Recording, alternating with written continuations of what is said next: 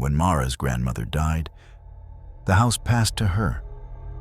It was small, leaning slightly to one side like it was tired of standing. The wallpaper peeled in long, curling strips, and the air smelled faintly of dust and something metallic. But the electricity still worked, and that was enough. On her first night there, Mara couldn't sleep. The house made noises, soft ticks in the walls, slow creaks overhead. She told herself it was old wood settling, old pipes cooling, wind slipping through cracks, normal sounds. At 2:17 a.m., the television in the living room turned on. Mara froze in bed. She hadn't plugged it in.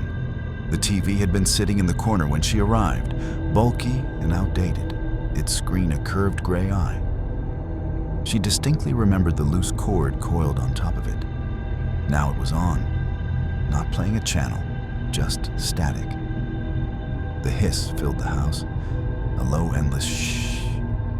She told herself it was a power surge, old wiring. Maybe she had plugged it in without thinking. She got out of bed. The hallway felt longer than it had earlier. The air was colder. The static grew louder as she approached the living room, swallowing the smaller house noises whole. The TV flickered in the dark. The cord still sat coiled neatly on top, unplugged. Mara stopped breathing. The static shifted. It wasn't random anymore. It sounded like whispering. She stepped closer despite herself. The screen shimmered, the black and white snow beginning to pulse in uneven waves. For a split second, the static formed shapes, shadows bending the wrong way, faces half-formed and melting. Then it cleared. The screen showed her.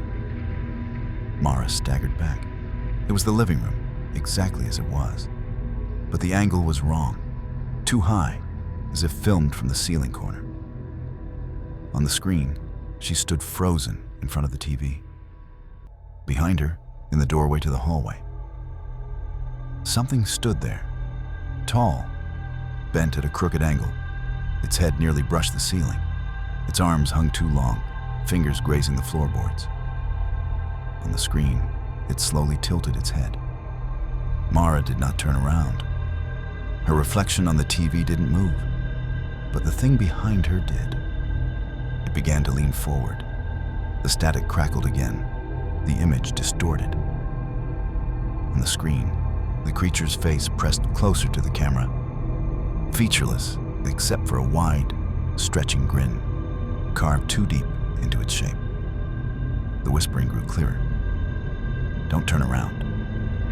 The words were layered over each other, dozens of voices speaking in perfect unison. Mara squeezed her eyes shut. This isn't real. This isn't real. The whispering stopped. The house was silent. Slowly, she opened her eyes. The TV was black. The cord lay on the floor now, stretched toward the outlet. Plugged in. The living room was empty. The hallway behind her was dark and still. Mara didn't sleep the rest of the night. At 2:17 a.m. the next night, the TV turned on again. This time, the screen showed the bedroom and her bed, and someone already lying in it, facing the door, smiling.